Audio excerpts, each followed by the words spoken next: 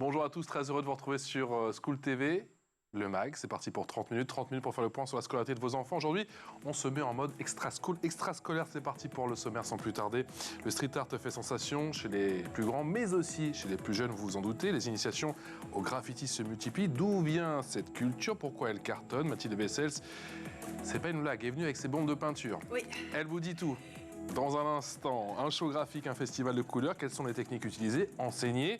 Peut-on vite progresser dans le graffiti? Combien d'heures pour commencer à maîtriser son art? Élément de réponse dans un instant, autrefois décrié, aujourd'hui véritablement plébiscité. Les street artistes sont connus dans le monde entier. Certains sont voire très engagés, y compris sur le front de la guerre en Ukraine.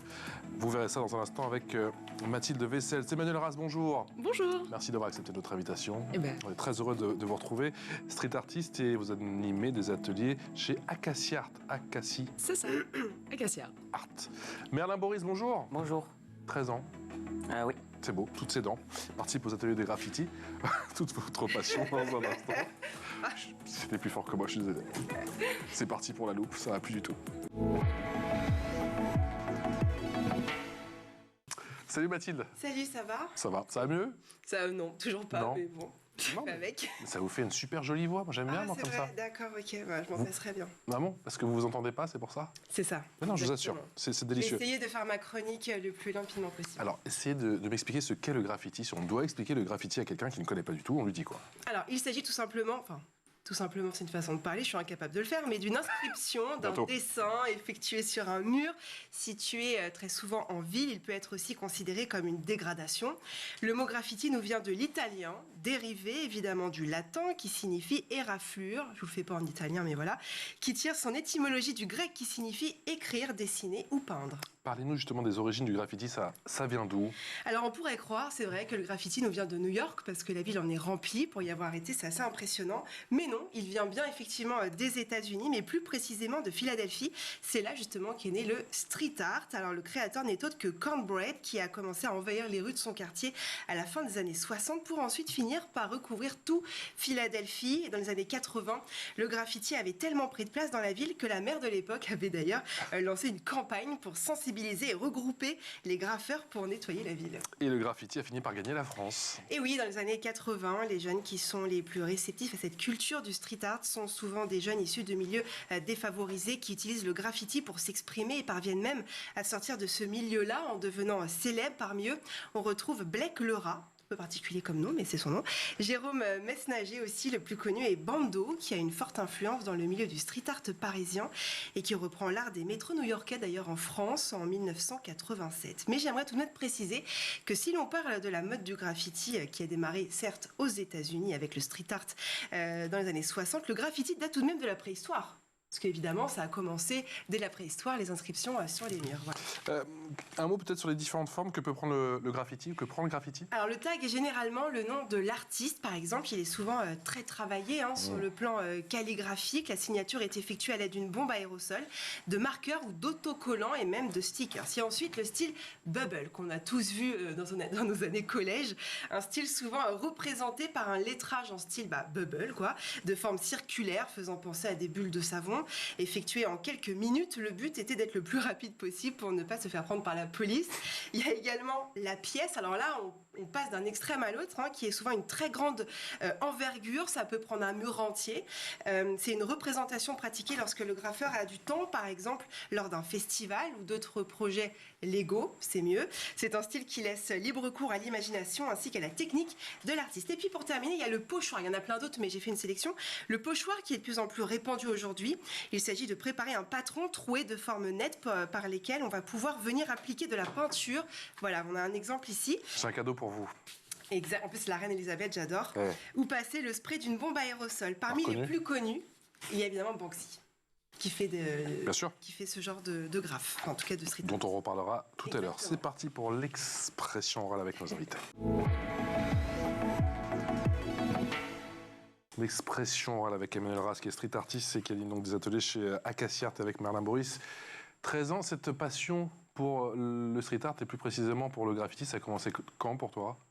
Pendant les vacances de cet été, j'ai fait un stage de street art de 1 semaine. Et du coup, sur une toile, j'ai dessiné mon chat. T'as dessiné ton chat? Oui. Mais alors, t'es arrivé dans cet atelier un petit peu par hasard ou c'est quelque chose que tu souhaitais, que tu avais en tête depuis quelques temps? Alors, le dessin, c'était un peu, je souhaitais un peu en faire, D'accord. mais le street art en particulier et ce stage en particulier, c'était un peu par hasard.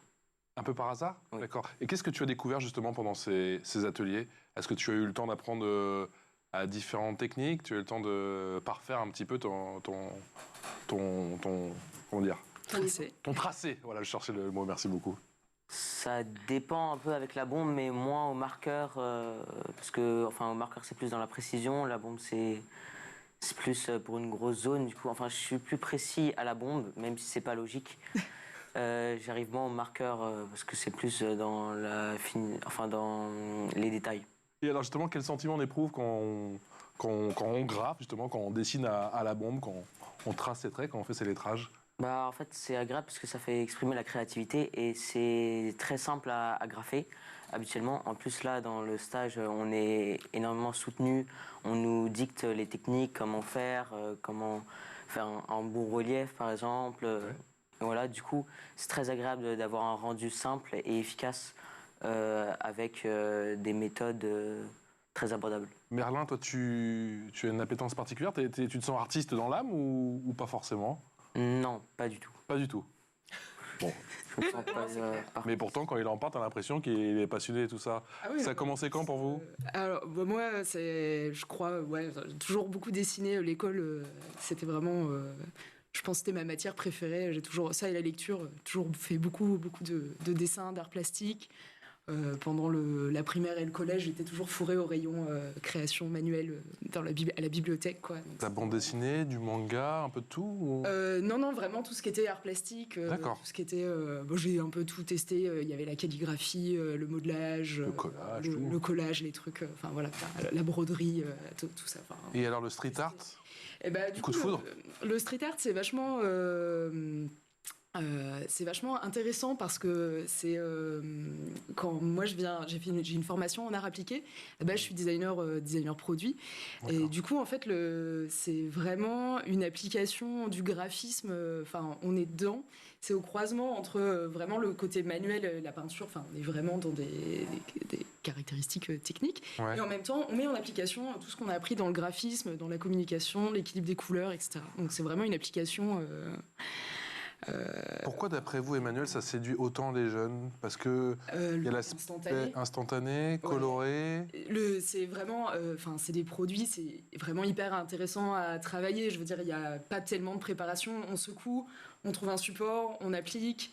On peut travailler, l'été c'est génial parce que ça sèche instantanément. Ouais. On peut vraiment modifier avec les doigts. Il y a le côté excitation aussi, évidemment quand on a trouvé le spot, qu'on a préparé les couleurs, si vous avez découpé un pochoir ou si vous avez préparé du matos. Donc c'est vraiment, vous concrétisez. On concrétise en quelques minutes le projet qu'on a dans la tête depuis... Il y a des ateliers en mode team building, j'imagine, pour les entreprises, comme la nôtre, pourquoi pas. On va se faire un petit exercice, ma chère Mathilde. Et bien sûr, pour les jeunes, comment ça se passe, justement, une initiation pour les jeunes? Et peut-être présentez-nous un petit peu les différents outils, les différentes techniques. Je vois qu'il y a une bombe, je vois qu'il y a un pistolet.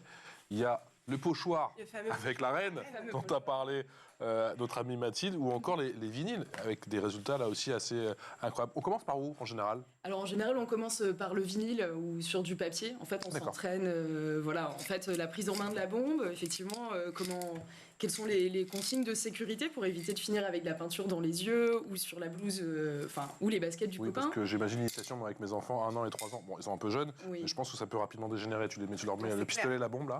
À mon avis, tu leur dis, tu le fais là sur le mur, il y en a partout, sauf sur le mur. Il faut pouvoir viser. Donc oui, en général, c'est plutôt à partir de 6 ans, 7 ans. C'est quand même bien plus sympa quand on a un peu plus de contrôle sur l'outil. Donc du coup, on apprend à manipuler une bombe. Donc effectivement, parce que c'est pas comme un crayon c'est tout petit et on est à l'horizontale. Voilà, là on propulse de la peinture, donc on n'a pas forcément le contrôle de la matière vraiment au bout des doigts. On est, enfin voilà, c'est projeté sur un support, donc faut comprendre ça. Et puis du coup il y a le pistolet qui aide ceux qui ont des petites mains, ou pas forcément beaucoup de force dans les Alors c'est doigts. ça, pourquoi? Parce qu'effectivement, ça requiert une certaine Voilà, dextérité et la force. gâchette, elle fait La le gâchette. pied, donc ça permet, c'est un geste qui est plus simple, on peut mettre deux doigts, et puis ça protège en fait, ça évite qu'il y ait des projections de peinture. Et pardon, Emmanuel, on peut doser comme avec le... Alors, évidemment, il y a plusieurs types de caps, donc qui sont plus ou moins fins. Quand on travaille avec la bombe à base d'eau, en général, il y a un débit qui est assez intense, donc on n'a pas besoin d'appuyer beaucoup pour que ça projette la peinture. Et on peut faire les mêmes effets, le j'étais au coup avec le pistolet? Parce que bon, j'ai un souvenir, j'avais pas de pistolet à l'époque, mais bon, j'en ai fait un petit peu. Donc, Oui, alors, du coup... Sur le plan artistique, bien évidemment, je vois Vous avez Mathilde. fait du graffiti? Sur le plan artistique, qui n'a pas dessiné, qui n'a pas fait une fresque à l'école. moi, j'ai pas fait la fresque. À l'école? De vandale. C'est vrai? Non, pas du tout du vandalisme ou quoi que ce soit, mais à l'école. Non, J'ai jamais fait de c'est vrai. fresque. Mais nous, pour nous calmer, ils nous donnaient un petit budget peinture. Ils disaient, allez, vas-y, c'est parti, fais ta peinture. Oui, on peut avoir le même. En fait, l'idée, c'est aussi que le geste, il est plus naturel quand on a le pistolet. En fait, ça délie un peu plus le mouvement parce que ça évite quand on a des petites mains, ça évite la crispation sur la bombe. Et donc, du coup, quand effectivement on travaille avec le pistolet, on travaille avec tout le corps et ça oblige à. Une fois qu'on s'est libéré de la contrainte de comment je tiens le truc et je suis stressée et je crispe mes mains, on est plus dans le geste et dans le... Et on progresse rapidement. Alors, du coup, quand on fait des sessions de 2 heures, par exemple, on commence d'abord, donc, c'est histoire de comprendre à quelle distance on se met du support, comment il faut appuyer. Il y a la notion, évidemment, on travaille avec des enfants, donc c'est vraiment la question de quand est-ce qu'on appuie, quand est-ce qu'on lâche, la coordination main-cerveau. Voilà, ça c'est vraiment, de toute façon, la peinture, c'est que ça. C'est de réussir à transmettre l'image qu'on a en tête sur un support. Et donc, du coup, on commence par propulser de la peinture, des choses à main levée. Après, on travaille avec le pochoir, comment on peut mélanger différentes couleurs, des effets qu'on peut obtenir avec différents pochoirs, comment on superpose, parce qu'effectivement, c'est des couleurs très opaques, donc ça permet de travailler par couche. Donc, on fait d'abord le fond, le décor. Donc là, souvent sur un vinyle, c'est plutôt pas mal, parce c'est une surface qui est facile à remplir, qui sèche relativement vite. Et donc, du coup, on peut travailler différentes couches, différentes couleurs. Si ça nous plaît pas, on remet une couche par-dessus, on attend que ça sèche, et on continue, on change de pochoir. Et puis, donc après, effectivement, le niveau d'après, quand on est sur des projets plus ambitieux, on passe à la toile, on passe au mur, on passe à une œuvre collective. Voilà, donc, On me dit en régie que je peux enlever le vinyle, comme ça que visiblement on m'a reconnu. Merlin, pourquoi tu vas justement continuer à faire des ateliers graffiti? Qu'est-ce que ça t'apporte, toi Tu as l'impression que ça t'apporte beaucoup? Alors déjà, ça me permet, du coup, je l'ai déjà dit, mais d'exprimer ma créativité. C'est utile parce que ça compte des cases un peu de temps. Par exemple, pendant les vacances, des fois, je sais pas trop quoi faire. Du coup, je fais ce stage. Et en plus, à la fin du stage, j'ai mon résultat. Du coup, soit une toile, soit, je sais pas, peut-être un disque ou... voilà. C'est un travail forcément individuel ou il peut avoir une œuvre collective? Comment ça se passe? Ça dépend. Imaginons, je vais être sur une toile.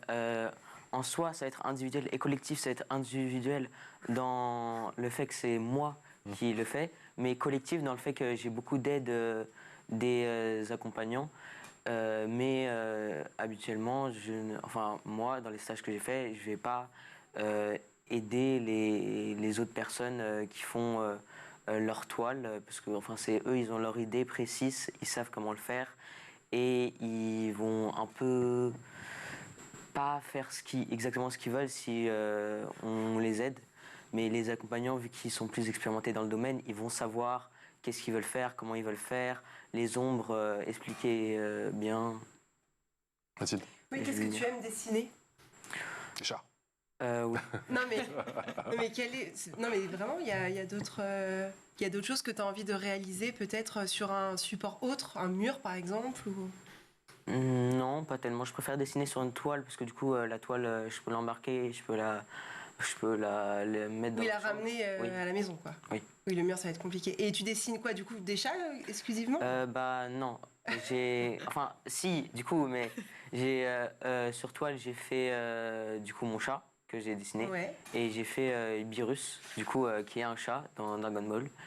Et sinon, après, j'ai fait en diorama, j'ai fait Kakashi de Naruto. Et j'ai customisé un meuble, du coup, c'est une étagère. Enfin, c'est une étagère cubique. Et du coup, sur chaque face, j'ai mis un personnage d'animé. Donc, tu nous avais pas dit, mais j'imagine que c'est le manga qui t'a peut-être très Oui, certainement c'est ça. amené, Bah, en fait, je qui me t'a disais- amené au street art, non? Oui, C'est vrai que c'est souvent imbriqué. quand, du coup, quand j'avais le choix de faire du street art ou éventuellement un autre stage, je me suis dit que je pouvais partir par le street art parce que je pourrais représenter un personnage d'animé que j'aime bien. On peut aller jusqu'où, justement, pour enseigner aux jeunes de 6, 7, 8, voire 10 ans, bon nombre de techniques? Parce qu'on a parlé du pochoir, je vois qu'il y a pochoir mono, multicouche, impression 3D. Diorama, c'est quoi le diorama? Oui, un diorama, c'est une figurine qui est mise en scène dans un décor, en fait. C'est D'accord. créer un décor. Manga, paysage, fresque murale. Oui. Bah, on peut, en fait, c'est un peu comme n'importe quel hobby. À partir du moment où les participants qu'on a du temps et qu'ils ont envie, il n'y a pas tellement de limites. On peut travailler vraiment. On peut engager des enfants de 6 ans sur une fresque collective. C'est ce qu'on fait d'ailleurs quand on intervient auprès des écoles primaires. En fait, on détermine un thème et on travaille en équipe pour obtenir le résultat. Merlin disait qu'il exprimait sa créativité, que c'était super de faire ces ateliers de street art. Oui. Vous les voyez justement, eux, se révéler, s'accomplir quelque part, justement, quand ils réalisent ces C'est sympa œuvres? parce que ce qu'il a peut-être pas précisé, c'est que lors du dernier stage, ils étaient 5 participants. Il y avait d'âges assez variés et du coup, ils avaient chacun choisi un thème. Alors, clairement, pop culture, on est sur du jeu vidéo, des mangas, des personnages de dessins animés. Il y avait une participante qui avait choisi Frida Kahlo, qui était partie plus sur du collage. Et donc, en fait, justement, c'est aussi l'occasion de discuter, de comparer un petit peu les techniques, le fait qu'ils abordent chacun un sujet différent, avec des couleurs différentes et des effets recherchés différents. Nous, ça nous permet de leur montrer l'étendue en fait, des possibilités avec la peinture. Tout ce qui est, effectivement, on aborde les questions du volume, de l'éclairage, est-ce qu'on met des reflets, les proportions dans le tableau, voilà, comment ça peut... Premier plan, arrière-plan... Vous intervenez aussi dans les écoles et surtout, quelle est la différence avec ce type d'atelier? Alors, c'est une approche différente, j'imagine. Quand on Il y est a plus de monde. Voilà, quand on est à l'atelier, on est sur des choses, effectivement, c'est sur des toiles, des supports individuels. Donc les participants ont le plaisir de pouvoir ramener en général leur création chez eux. Et c'est le but recherché, hein, c'est de pouvoir repartir avec un tableau ou quelque chose dont on va pouvoir montrer son talent en fait et pouvoir emmener ça à la maison.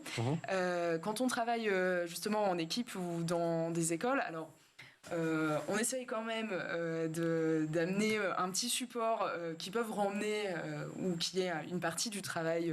Ça, c'est vraiment le petit plus, le plaisir à la fin.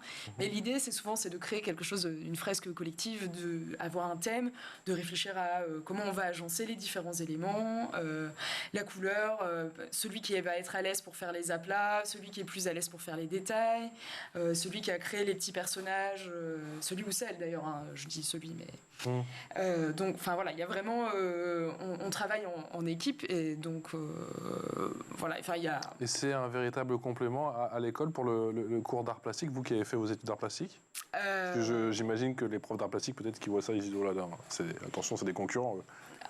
En fait, c'est vrai que ce qui est génial, moi j'ai vu ça un petit peu après le confinement et la crise Covid, en fait, c'est que les enfants, ils ont envie de faire des trucs qui salissent, des projets un peu ambitieux. Genre, ils ont été restreints à l'intérieur, il fallait pas détériorer l'espace.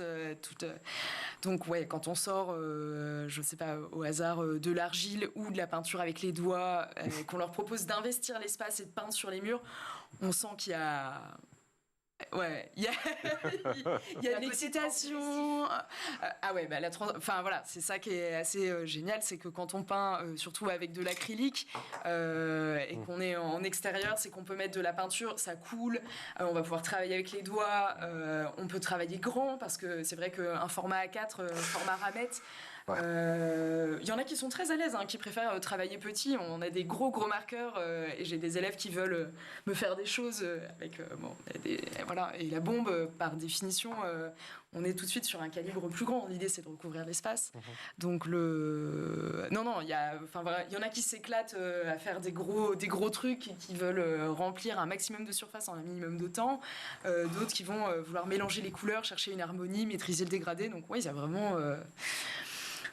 Ils s'éclatent. Ouais, on s'éclate. Ouais. À quel moment on passe justement de la feuille A4 à l'extérieur, à un mur, à une fresque peut-être quel est le point décisif où vous vous dites, bon bah voilà, là, les enfants, on est prêt à aller dehors et à passer à autre chose? Eh ben en fait, nous, en amont, on conçoit le projet avec les professeurs, on discute d'abord de ce qu'on va faire, des couleurs dont ils ont envie, de la thématique qui leur plaît, et après, on les aide à composer la gamme de couleurs. On fait le calcul, un petit peu le métrage des surfaces, comme pour n'importe quelle peinture. À la verticale du coup sur un mur, et puis après on se lance en fait tout de suite, parce que comme c'est des peintures qui permettent en fait l'erreur et le recouvrement, et bien du coup on y va, on construit couche par couche le projet. Et donc en fait on travaille directement, parce que c'est pas du tout les mêmes codes en fait. Quand on est sur un format A4, on a une surface limitée, vous avez pas du tout la liberté du geste, on est vraiment sur de la précision, de la dextérité vraiment au niveau de la main. Quand on travaille sur un mur, on engage tout le corps, donc faut se baisser pour atteindre le bas, monter sur un tabouret pour atteindre le haut, et enfin voilà, donc c'est vraiment, on change d'échelle tout de suite. Comment vous trouvez les murs? Parce que j'imagine que la ville n'est pas toujours OK. Voilà, alors du coup, c'est la partie la plus... finalement, c'est peut-être la partie la plus délicate du projet. C'est de trouver des murs, trouver des opportunités. Alors, il y a souvent beaucoup de gens qui ont envie de peindre sur les murs. Après, il faut juste trouver les différents acteurs à qui appartient le mur. C'est ça, parce que... voilà, comment on met en place le... Nous, on a du mur tout vert. Bon, on en a mis un petit trucage, vous ne voyez pas, voilà. Le fond vert, voilà, ouais. Mais non, souvent, la partie la plus finalement délicate dans le montage du projet, c'est effectivement, si on va peindre dans une école, c'est quel support? Est-ce que c'est une planche amovible sur laquelle on va peindre? Est-ce que c'est des murs un petit peu dégradés qu'on souhaite rajeunir ou vivifier un petit peu? Voilà, souvent la demande, c'est de mettre de la couleur, mettre de la vie sur des espaces qui sont un peu ternes, un peu mornes. Voilà, on a des particuliers qui demandent pour des chambres. Ah oui, c'est vrai que maintenant, il y a beaucoup en intérieur. Voilà, et puis c'est surtout maintenant, je pense qu'il y a pas mal de municipalités qui l'ont comprise. Ceux qui l'ont compris, c'est que en gros, dans les skateparks, dans les espaces publics dédiés aux jeunes, maintenant, ça fait partie des politiques de la ville, en fait, de permettre un espace de créativité. Info en plus. Et Mathilde, pour cette information en plus, vous nous parlez d'une des stars du graphe, bien sûr, Banksy, sur qui il plane toujours une onde de mystère. Ah oui. Il a confirmé être l'auteur du graffiti à Borodjanka, près de Kiev. Oui, la rumeur circulait depuis déjà plusieurs jours, et c'est désormais officiel, puisque Banksy a posté sur son compte Instagram officiel ce graffiti représentant une acrobate. L'artiste britannique, dont l'identité est toujours inconnue, se serait donc rendu en Ukraine pour marquer l'un de ses murs, alors que la guerre fait rage depuis maintenant 9 mois. Voici justement un petit florilège, un petit extrait de ses œuvres. Regardez. І приходиш до мене, і не треба нести мені квітку надії, подаруй вже ти, увійшла в мої мрії. Червону руку не шукай вечорами, і в мене єдина тільки ти, повір, бо твоя врода не чиста вода, твої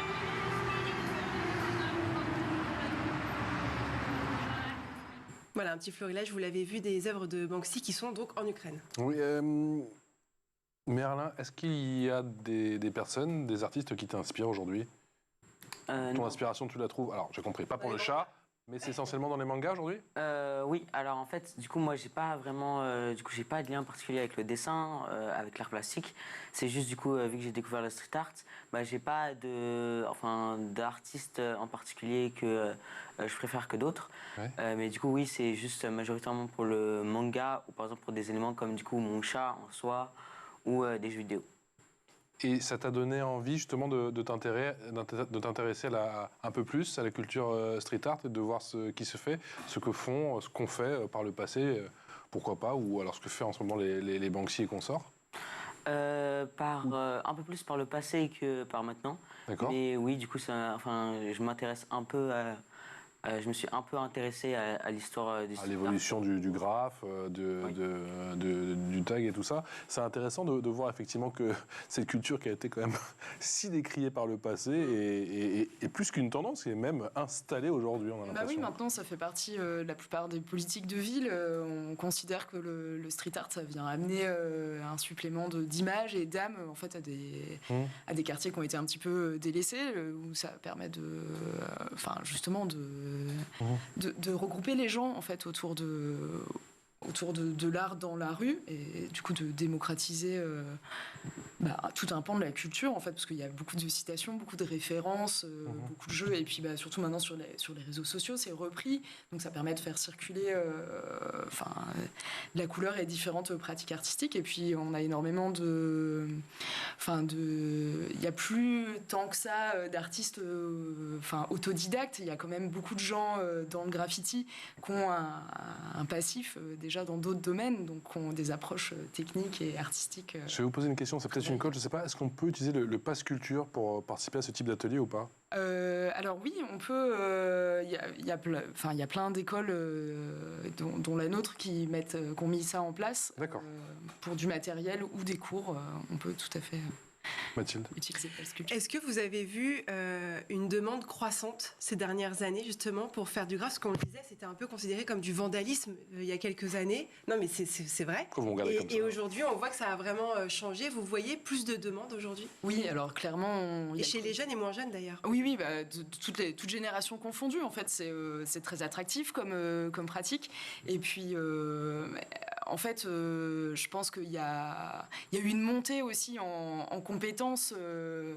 On a du matériel de plus en plus professionnel à disposition. Il y a de plus en plus de fabricants qui ont pignon sur rue, alors qu'avant c'était vraiment underground, quoi. Ça coûte cher une bombe, pardon, pour se donner une idée aussi, parce que quand on débute et qu'on va taguer pour la première fois. Alors déjà, quand on va taguer, on demande l'autorisation au propriétaire. On peut tout à fait taguer dans son jardin ou sur un support.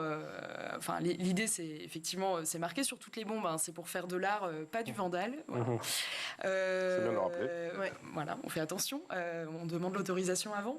Ou si on travaille sur des murs, on s'engage à pas dégrader le support. Alors, ça dépend du volume. Une bombe comme ça classique. En général, autour de 4 euros pour 3-4 euros par bombe. On a à peu près 400 ml. Vous avez des fabricants qui ont prévu des formats plus petits. Évidemment, plus le volume est grand, moins c'est cher au litre. Ça dépend de l'usage qu'on veut en faire aussi. Il y a différentes qualités. D'accord. Merlin, tu as déjà en tête ta prochaine œuvre d'art, si je peux dire, ou pas? Alors, Est-ce que tu la visualises avant d'aller dans les ateliers ou pas du j'ai tout? peut-être une idée, parce qu'en fait, pour le dernier stage, du coup, où j'ai fait Beerus sur une toile, j'hésitais entre, du coup, Beerus et Kakashi. Mais du coup, je pense, si au prochain stage, soit je vais faire un de mes lapins, je pense, soit je vais faire Kakashi, pardon. Donc soit le lapin, soit Kakashi. Oui. Moi, je dirais le lapin. Et peut-être Beerus. Voilà. Faudra nous amener l'étoile, par contre. Oui. Ah non, parce que nous, on veut voir maintenant. Oui, mais c'est un peu complexe pour le trajet. Ah oui, c'est des grands formats. Ah oui, c'est des grands formats. En photo. Oui. En photo. On viendra faire un petit tour avec Mathilde. Merci infiniment à tous les deux. Emmanuel Ras, vous êtes street artiste et vous animez donc ces ateliers chez Acacia Arte. Merlin Boris, 13 ans, et qui nous fait ces magnifiques dessins, fresques, effectivement, grâce à vous. Merci à tous les deux. Et on va s'y mettre. Oui. Vous dire, là, je pense que ça va être exceptionnel. Ou pas. À très bientôt. School TV, le mag. On se retrouve très vite. Ciao.